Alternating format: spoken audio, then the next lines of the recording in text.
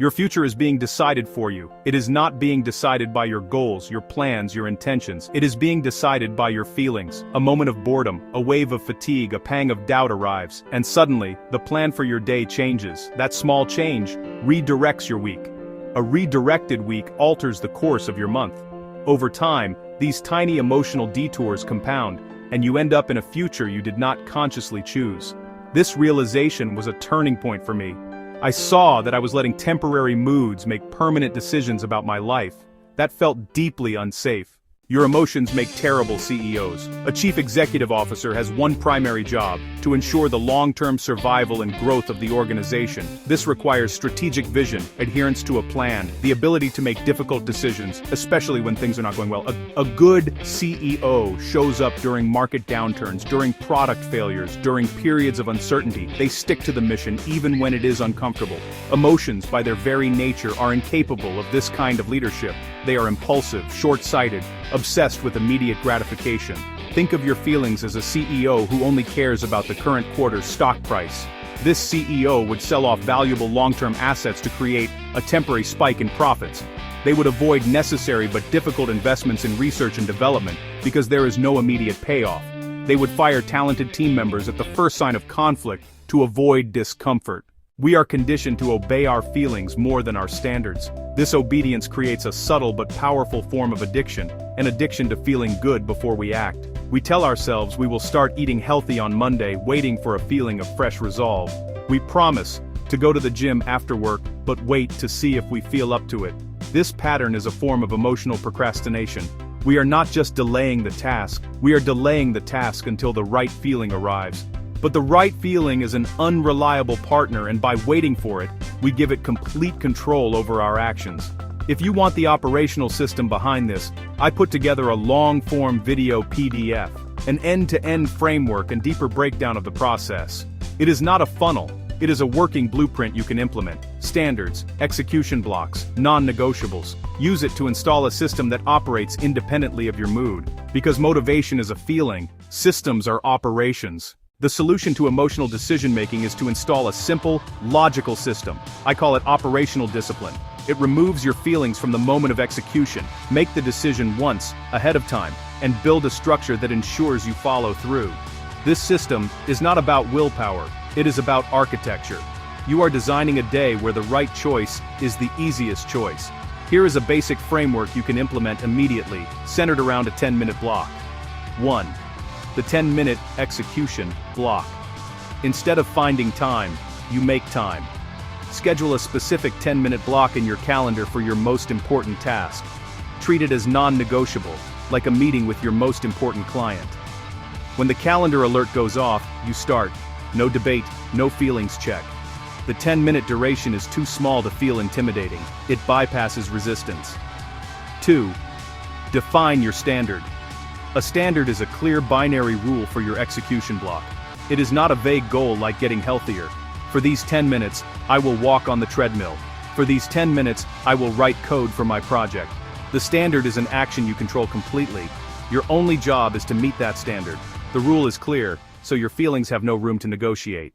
If you are trying to build anything of significance, a company, a body of work, a new skill, you must learn to operate under pressure. The journey of a founder or a creator is not a highlight reel of inspiring moments. It is a long, grinding process, tired nights, profound doubt, intense loneliness. I had one non-negotiable execution block scheduled every night from 9 p.m. to 9:30 p.m.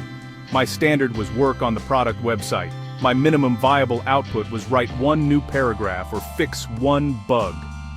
On many nights, that was all I did.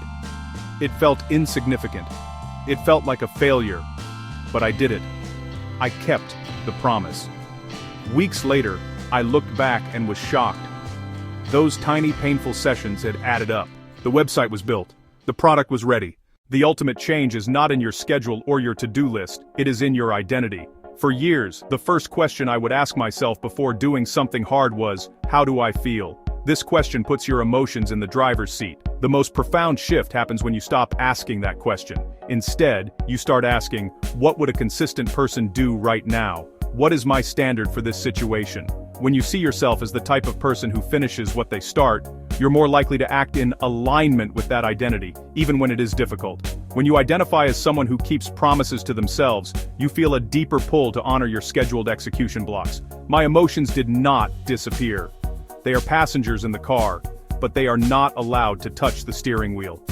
For a deeper breakdown, the long-form video PDF lays out the operational system, standards, minimums, and execution blocks so you can deploy it without guesswork. Treat it like a professional playbook, not a gimmick, a framework. Consistency changed when I stopped asking myself how I felt. This single sentence encapsulates the entire philosophy. You do not need to feel like a writer to write your one sentence. You do not need to feel like an athlete to do your 5 push-ups. You simply need to be a person who does what they said they would do. This all may sound logical, but theory does not create change. Action does. So let's make this practical. Your task for the next 7 days is to run a small experiment. The goal is not to transform your life overnight, but to prove to yourself that you can act independently of your feelings. You're going to choose one small, non-negotiable task and execute it every day for 1 week. This exercise is designed to be so simple that it is almost impossible to fail, teaching you the fundamental skill of showing up. First, pick your one non-negotiable. This task must be tiny. It should take 10 minutes or less. Examples include: write 50 words, do 1 set of 10 push-ups, read 2 pages of a book, tidy 1 surface in the house. Do not be ambitious here. The goal is not the output. The goal is the consistency. Second, schedule it. Open your calendar right now and create a recurring 10-minute event for the next 7 days. Give it a clear title. Placing it in your calendar makes it a real appointment. This block is sacred. Protect it. Third, define your standard and minimum. The standard is the action. The minimum output is the target. For 7 days, your only job is to hit that minimum within your scheduled block. After 7 days, you will have tangible proof that you can be consistent. In the end, it comes down to a simple question of governance. Who is in charge of your life? Is it the fleeting, unpredictable mood of the moment? Or is it the deliberate, reliable system you designed? Your feelings will never stop trying to take control. You will always experience tiredness, sadness, boredom, fear. That is a non-negotiable part of being human. The real question is not whether these feelings will show up, but whether you will grant them the authority to dictate your actions when they do.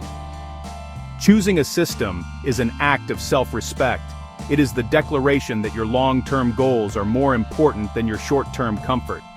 Every time you honor your 10-minute block despite not feeling like it, you strengthen this new form of governance. You are teaching every part of yourself, including your rebellious emotions, who is ultimately in charge. The framework I have described, the 10-minute block, the standard, the minimum output, is not a magic bullet.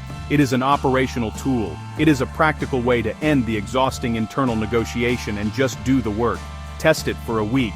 Keep what works for you and discard what does not. Consistency changed for me the day I stopped asking myself how I felt. It can change for you too. Stop waiting for the feeling and start the action. Let your system lead you. Over time, you will not just be doing things differently, you will be someone different. You will be the person who shows up.